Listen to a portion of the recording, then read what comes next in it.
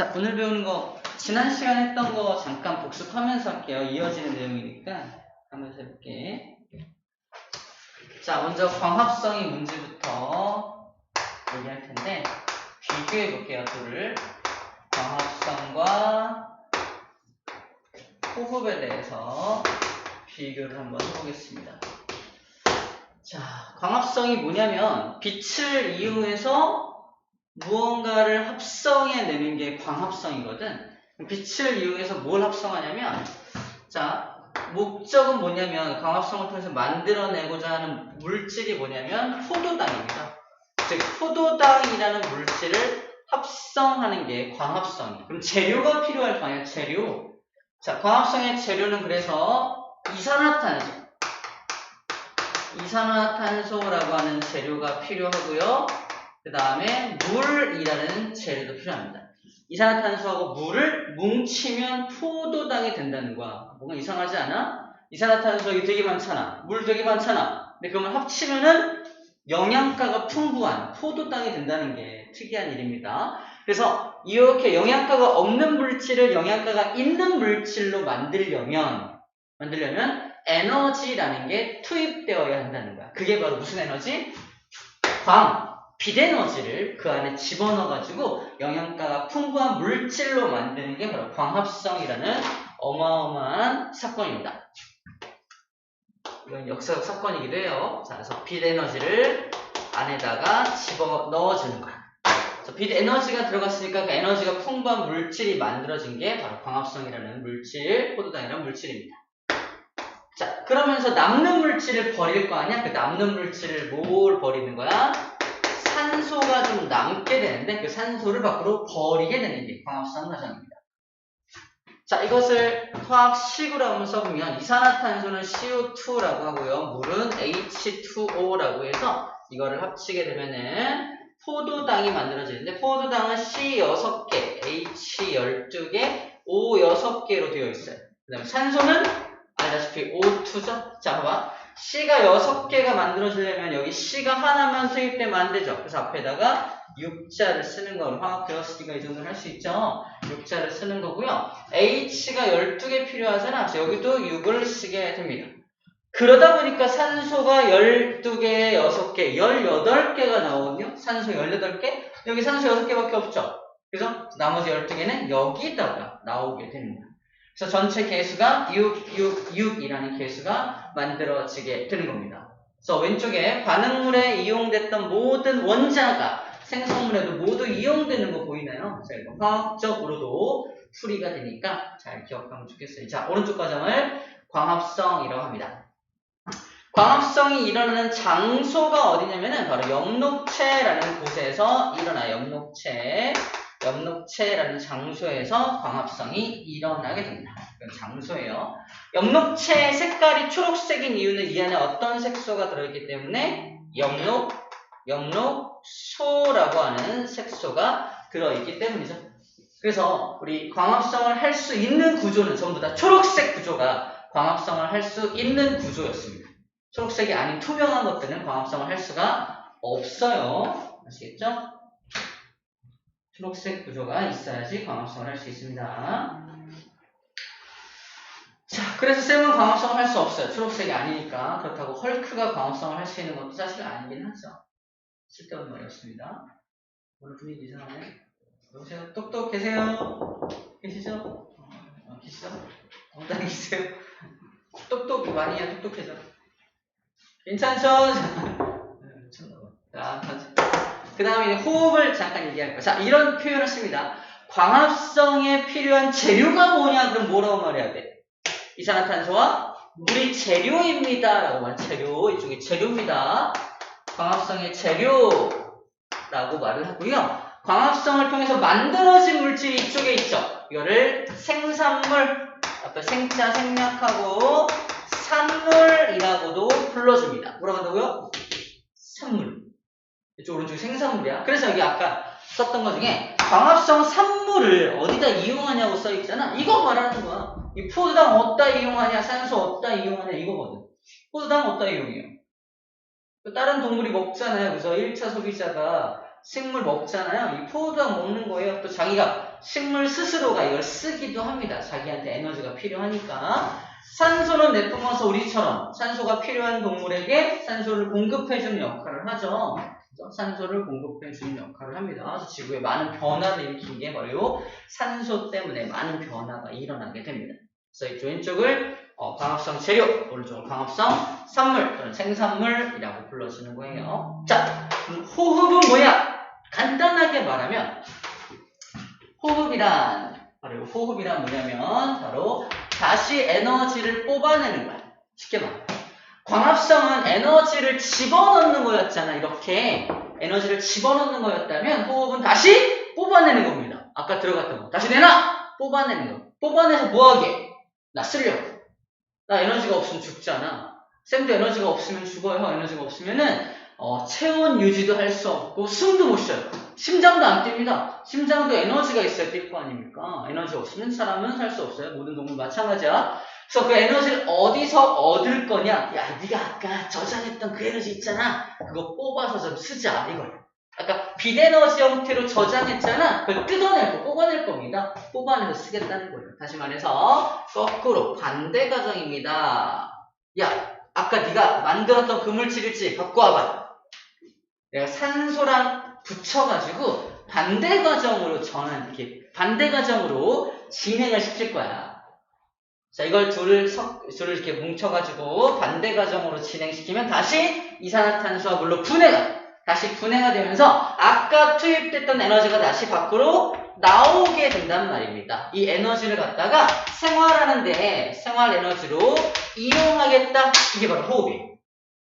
숨 쉬는 게 호흡이 아닙니다. 숨 쉬는 건 그때 필요한 산소를 공급받기 위해서 이렇게 숨을 쉬는 것 뿐이고 그 산소 갖다 뭐 할 거야? 결국 이거 하려고 산소를 가져갔던 거야. 이거 하려고. 그래서 이 진정한 호흡은 바로 이걸 말합니다. 호흡이란 뭐다? 에너지를 만드는 것입니다. 라고 말해야 정상이에요. 숨 쉬는 겁니다. 그러면은 되게 조금밖에 못 알고 있는 거야. 숨 쉬어서 뭐하게? 에너지 만들려고요. 라고 말해야 정확한 호흡을 알고 있다고 할 수 있어요. 자, 반대 과정. 자, 중요한 거. 이쪽 반대 과정이 바로 호흡이다라는 겁니다. 호흡의 재료가 되는 건 이쪽이 재료죠. 호흡의 재료는 이쪽이 호흡의 재료가 되는 거고 호흡의 산물은 왼쪽이 호흡의 산물이 되겠죠. 호흡의 재료, 호흡의 산물은 이쪽입니다. 그죠? 반대로 진행이 되는 거니까. 자, 그렇게 나온 에너지를 생활에 이용을 한다. 가장 많이 이용하는 건 첫 번째로 체온을 유지할 때 가장 많이 사용이 되고요. 기타 운동을 하거나 소리를 내거나 생장을 하거나 키 크는 거죠. 생장을 하거나 할 때 등등등 이용이 됩니다. 그렇게 이용이 되는 걸 호흡이라고 하는구나 라는 거예요. 자, 그래서 우리 책에도 호흡이란 무엇이다? 질문 있는 거 볼까요? 포도당을 분해하여 에너지를 얻는 과정이라고 되어 있습니다. 간단하게 써있죠. 포도당을 분해하여 에너지를 얻는 과정이라고 되어 있어요. 바로 요 과정만 요렇게 돼요. 요 쪽만 텍스트로 잘 정리해 놓으면 됩니다. 아, 그걸 호흡이라고 하는구나. 그래서 호흡을 통해서 나오는 녀석은 뭐다? 이산화탄소하고 물 나오고요. 또 뭐가 나와? 에너지가 나오죠? 그래서 우리 화학식으로 이산화탄소, 물, 에너지라고 써져 있는 거예요.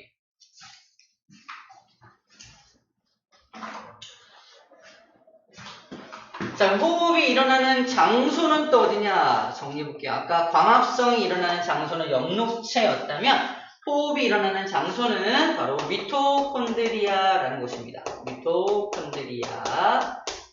둘 다 우리 세포 속에 들어있어요. 세포 속에.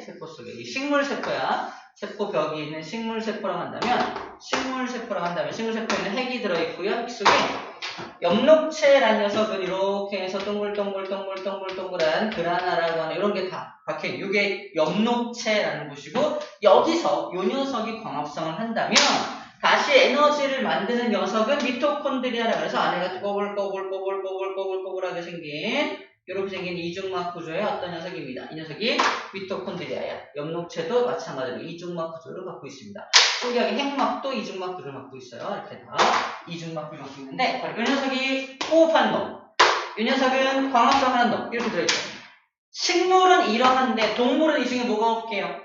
1번 2번, 3번 중에 동물이 없는 게 있어요. 몇 번? 몇 번? 정답. 2번이 없어. 동물은 영록체가 없습니다. 왜? 광합성 할 수가 없으니까. 너무 잘 맞췄습니다. 2번은 식물에게만 유일하게 있는 어떤 세포소기관이라고 불러줘요. 그렇구나. 이런 데서 광합성과 호흡을 담당을 하고 있구나라는 거 기억하면 되겠습니다. 우리 책에 어디서 일어난다? 미토콘드리아 기출자. 호흡은 미토콘드리아에서 일어난다 라고 써져 있죠? 거기 위치 좀 그어놓으시면 됩니다. 자, 그 다음에 시간 언제 언제라고 언제 일어나니? 광합성은 언제 일어나니? 호흡은 언제 일어나니?에 대한 질문인데, 광합성은 당연히 빛을 이용해야 하기 때문에 낮에만 일어납니다. 낮에만. 그죠? 낮에만 일어나요. 광합성 같은 경우는 빛이 있는 낮에만 일어납니다. 물론 이제 식물 공장에서는 빛을 일부러 비춰줘가지고 인공 빛을 비춰서 밤낮 가리지 않게 하지만, 일반적으로 자연에서는 빛이 있는 낮에만 광합성을 하게 됩니다. 근데 이 중요한 건 이거야. 호흡은 에너지를 얻는 게 호흡이잖아. 근데 낮에만 에너지를 얻고 밤에는 에너지 없어도 되나요? 우리 밤에는 심장 안 뛰어? 그런 거 아니죠? 낮이든 밤이든 에너지는 항상 필요하다. 그러므로 호흡은 항상 해야 합니다. 낮이든 밤이든 상관없이 어떻게? 항상 호흡은 해야만 하는 거. 다시 말해서 반대 과정. 포도당과 산소는 항상 필요합니다. 항상 필요해서 항상 에너지를 만들고 항상 이산화탄소물이 만들어지고 있는 거예요. 낮이든 밤이든 상관없이 말입니다. 왜냐고 물어본다면 에너지는 항상 필요하니까요 라고 말해주면 돼요. 에너지는 항상 필요하잖아요. 라고 하시면 됩니다. 자, 이제 또 복습해 봅시다. 우리 광합성에 필요한 재료를 어떻게 얻을 것이냐에 대한 질문입니다. 어떻게 얻을 것이냐? 야, 광합성할 때 이산화탄소 물 필요한데 이산화탄소 어떻게 얻어? 식물이? 잎에 있는 기공을 통해서 얻죠. 기억납니까? 잎에 있는 기공을 통해서 얻어요. 잎에 있는 기공을 통해서 얻게 되고요. 물은 어디서 얻죠? 뿌리에서 흡수해가지고 물관을 따라 이렇게 쭉 올라옵니다. 그죠? 결국 뿌리에서 흡수한 녀석이에요. 자, 이렇게 기공에서 얻은 이산화탄소와 뿌리에서 얻은 물을 이용해서 광합성을 하게 되고요. 그렇게 만들어진 물질을 이렇게 몸속에 가지고 있다가 호흡에 이용하게 되는 겁니다. 자, 그 다음에 호흡. 자, 호흡을 통해서 만들어진 물질. 물과 이산화탄소가 만들어질 거 아니야? 호흡을 통해서 생산된 물질이 이 녀석인데 내보내야 될 거 아닙니까? 이것도 마찬가지로 기공을 통해서 이산화탄소는 내보내게 되고요. 만들어진 물은 스스로 다시 이용하거나 또는 너무 많이 만들어지면 또 기공을 통해서 수증기 형태로 날려보내게 됩니다. 이렇게 버립니다. 우리도 이산화탄소와 물이 만들어지고 있는 거 알아요? 호흡하고 있으니까. 우리도 이산화탄소와 물이 계속 만들어지고 있는데 이산화탄소는 쌤도 날숨을 통해서 날려보내고 있고요. 물 같은 경우는 이 호흡을 통해 만들어진 물질은요. 오줌이나 땀이나 또는 날숨을 통해서 나갑니다. 우리 밖으로 내쉬는 숨에도 수증기가 좀 포함되어 있거든요. 포함되어 있어요. 수증기로 이렇게 내보내게 된다라는 겁니다.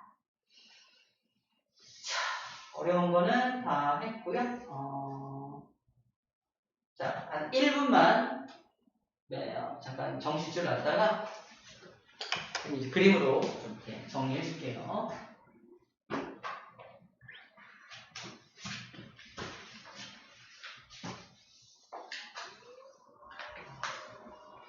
칠판 정리할 동안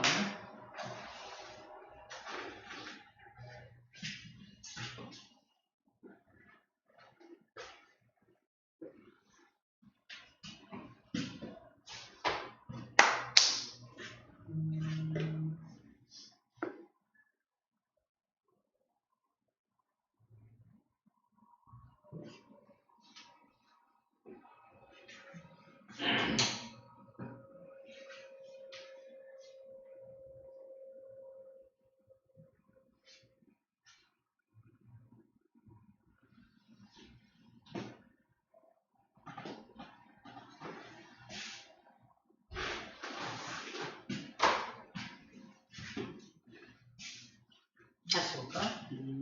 이산화탄소, 물, 효당,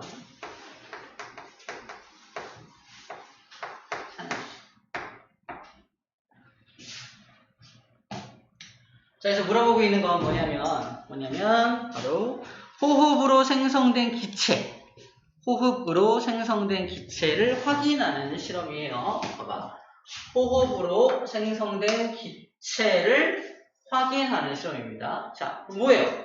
호흡을 통해 만들어진 기체는 얘를 말하는 거죠. 이산화탄소. 이산화탄소가 진짜 맞는지 확인하는 실험이야. 필요한 물질은 뭐다? 바로 석회수입니다. 석회수를 준비를 해요. 석회수. 석회수는 뭐 나중에 더 자세히 배우겠지만 CaOH2라는 이상한 물질이에요. 이 석회수라는 녀석을 aqueous, 물속에 녹여가지고 만들어진 물질인데 특이하게 이 녀석은 여기다가 이산화탄소를 섞으면은 CaCO3라는 물질이 만들어서 이게 앙금으로 가라앉아. 어려운 말인데 중요한 건 하얀색 앙금이 만들어지면서 뿌옇게 흐려지게 됩니다. 뿌옇게 흐려지는 이유가 앙금 생성 반응 때문이라는 거야. 우리 화학 배울 때 앙금 생성 반응, 앙금에 대해서 배웠는데 앙금이라는 녀석이 바로 탄산칼슘이라는 녀석이 만들어지기 때문인데 여기 있는 칼슘하고 여기 있는 탄산하고 만나서 탄산칼슘이 만들어지게 됩니다. 뭐 이건 좀 나중에 자세히 배울 건데 왜 뿌옇게 흐려지는지에 대해서는 화학적으로 풀이한다는 얘기예요. 자, 중요한 건 석회수에다가 이산화탄소를 통과시키면 뿌옇게 흐려진다. 이걸 통해서 얘 이산화탄소였네. 석회수를 뿌옇게 흐리는 걸로 보아서 이 녀석 이산화탄소였네 라는 걸 확인할 때 쓰는 녀석이 바로 석회수라는 녀석입니다. 자, 이 시금치를 갖다 놓고 석회수를 갖다 놓고 실험을 해요. 석회수 원래 투명한 석회수 두 개가 있는데 여기 아무것도 안 넣고 한참 기다려. 아무 일도 안 일어나겠죠. 여기 시금치를 갖다 놓고 기다려. 이거 뭐 하겠어? 호흡을 막 할 거야. 호흡을 살아가려고 살아있으니까 호흡을 막 할 겁니다. 호흡을 막 하니까 뭐가 만들어져? 이산화탄소가 만들어져서 위에 공급이 돼가지고 여기 보여요? 뿌옇게 흐려지고 있는 모습입니다. 우리 책에 그림이 더 잘 나와 있어요. 뿌옇게 흐려지고 있는 모습. 석회수를 뿌옇게 흐려지게 만드는 것으로 보아서 시금치가 뭘 내뿜고 있다? 이산화탄소를 내뿜고 있구나라는 걸 알아보는 그런 실험이 되겠어요. 결과 빛이 없을 때는 호흡만 진행을 하고 호흡 결과 이산화탄소가 만들어지는구나 라는 겁니다. 왜? 어두운 곳에 뒀으니까 호흡만 할 거 아니야. 광합성을 못하겠죠? 광합성을 못하는 조건으로 만들어 놓고서 어떤 기체가 만들어지는지를 확인하는 그런 실험이 되겠습니다. 어려운 실험은 아니죠? 알고 있는 거야. 확인하는 거죠? 알고 있는 건데 실험을 통해서 확인하는 거죠. 자, 이제 광합성과 호흡을 좀 비교해 볼게요. 자, 광합성과 호흡, 반응 과정은 둘이 정반대 과정이죠. 오른쪽 과정이 광합성이라면 왼쪽 과정이 호흡이 될 겁니다. 선생님이 계속 했던 얘기고요. 일어나는 장소 정리했습니다. 영록체에서 일어나지만 얘는 살아있는 모든 세포의 미토콘드리아라는 곳에서 일어나게 됩니다. 살아있는 세포라면 당연히 미토콘드리아를 다 가지고 있어야 해요. 자, 문제입니다. 모든 식물세포는 그럼 엽록체도 갖고 있나요? 그건 아니었죠. 우리 표피세포, 식물의 표피 쪽은 투명했잖아. 투명했던 이유가 바로 걔는 광합성을 할 수가 없었기 때문이죠. 자, 시험 문제에서 이렇게 물어볼 수 있어요. 모든 식물세포는 엽록체를 가지고 있다. 아니요? 라고 말해야 돼요. 투명한 녀석도 있으니까요. 자, 광합성이 일어나는 시기, 바로 낮에만 일어난다면 얘는 항상 일어난다는 거 정리했었고요. 기체가 뭐가 출입하냐? 광합성은 당연히 이산화탄소가 들어가고 산소가 나온다면 반대로 호흡은 산소가 들어가고 이산화탄소가 나오게 되겠죠. 물질의 변화, 포도당이 만들어지게 되고요. 호흡은 포도당을 다시 분해하게 됩니다. 자, 광합성은 에너지를 흡수하죠. 즉, 빛에너지를 흡수해서 저장하는 역할이 광합성이라면 다시 방출, 만들어내는 게 호흡이라고 할 수 있습니다.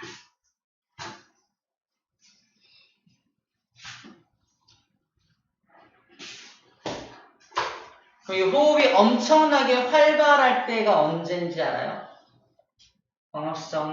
호흡이 엄청나게 활발해야 될 때는 에너지를 가장 많이 만들어내야 할 때가 되겠죠. 에너지가 엄청 많이 필요할 때 호흡도 엄청 많이 일어나게 되겠죠. 언제 에너지가 가장 많이 필요하냐? 바로 이때입니다. 슈슈슈슈 이때. 호흡이 활발할 때, 바로 싹이 틀 때, 꽃이 필 때, 즉 생명활동이 왕성할 때 바로 호흡이 엄청나게 많이 일어납니다. 그래서 뭘 준비했다? 싹튼 콩을 준비합니다. 호흡이 굉장히 활발한 싹튼 콩을 준비를 해요. 자, 싹튼 콩이 호흡을 막 하면은 뭐가 만들어진다고요? 에너지가 엄청 만들어진다며? 그치? 에너지가 많이 만들어지면 온도가 올라갈 거란 말이야. 그래서 온도를 측정하는 겁니다. 정말 온도가 엄청나게 많이 올라가는지 측정하는 거예요. 그래서 열 에너지가 방출이 될 거고요. 이산화탄소도 만들어지게 될 겁니다. 이 안에서. 그래서 온도가 다른 거에 비해서 온도가 많이 올라가는 걸 확인해서 진짜 호흡이 활발하게 일어나네? 라는 것을 확인하는 그런 실험이 되겠습니다. 어려운 실험은 아니에요. 그리고 주의해야 할 점은 뭐냐면 이렇게 나오는데 식물을 너무 좋아해. 식물을 너무 좋아해서 방 안에다가 식물들을 잔뜩 키워요. 낮에는 괜찮아. 낮에는 산소를 막 만들어지니까 너무 좋잖아. 근데 식물이 방 안에 너무 많은데 밤에는 어떻게 밤에 식물들이 광합성을 못하지. 호흡만 할 거 아니야. 이산화탄소를 막 엄청 내뿜을 거 아니니까 방 안 전체가 이산화탄소가 너무 많아져가지고 이산화탄소 중독에 걸릴 수도 있어요. 조심해야 됩니다. 사람의 호흡 필요한 산소가 부족해질 수 있습니다. 왜? 식물도 호흡하려면 산소 필요하죠. 사람이 숨 쉬고 산소가 필요한데 식물들이 잔뜩 있다 보니까 식물들이 다 호흡하느라고 산소를 다 가져가면 숨이 안 쉬어질 수 있잖아요. 조심해야 됩니다. 밤에는 방 안에 화분을 좀 많이 두면 안 좋다. 이런 말을 하고 있습니다. 자, 다음 장 볼게요. 다음 장. 이 그림만 정리하고 잠깐만 숨 돌렸다 합시다. 봐봐. 얘는 낮에 일어나는 일이고요. 얘는 밤에 일어나는 일입니다. 자, 낮에도 에너지가 필요하죠. 그러므로 호흡이 필요합니다. 밤에도 에너지가 필요하죠. 그래서 호흡이 필요합니다. 근데 문제는 뭐야? 낮에는 뭐도 할 수 있다? 낮에는 광합성을 할 수 있죠. 그래서 낮에는 광합성을 할 수 있지만 밤에는 광합성을 못하고 있는 그림만 체크해주면 됩니다. 즉 낮에는 광합성만 일어나고 호흡은 항상 낮이든 밤이든 항상 일어난다는 걸 그림으로 표현해 준 건데 그러다 보니까 낮에는 광합성이 엄청나게 활발해요. 광합비 때문에 광합성이 엄청 활발하니까 산소 기체가 엄청나게 나오고 이산화탄소 기체가 많이 사라지는 것처럼 보입니다. 맞죠? 하지만 반대 과정, 산소를 이용하고 이산화탄소 조금 나오기도 한다는 거 혹시 기억해 주면 돼요. 하지만 광합성량이 너무 많기 때문에 밖으로는 산소만 나오는 것처럼 보입니다. 하지만 이산화탄소도 나온다 안 나온다? 나오긴 나온다는 거 호흡을 해야 되니까 그 얘기하고 있어요. 하지만 밤에는 광합성을 못하니까 무슨 기체만 나오겠어? 이산화탄소 기체만 잔뜩 나오겠죠. 산소를 소모하고 그지? 그래서 호흡량이 광합성량보다 훨씬 큽니다. 아예 광합성을 못하죠? 못합니다. 전체적으로는 산소를 흡수하고 이산화탄소를 방출하는 것처럼 보입니다. 낮에는 누가 더 활발해? 광합성이 호흡보다 훨씬 더 활발하기 때문에 산소가 방출되고 이산화탄소가 흡수되는 것처럼 보이게 될 거다라는 말을 하고 있습니다. 그러니까 조심해야 될 점은 뭐야? 낮에도 밤에도 호흡은 항상 일어난다는 거 잊어보면 안 되는 부분입니다. 아시겠죠? 오케이.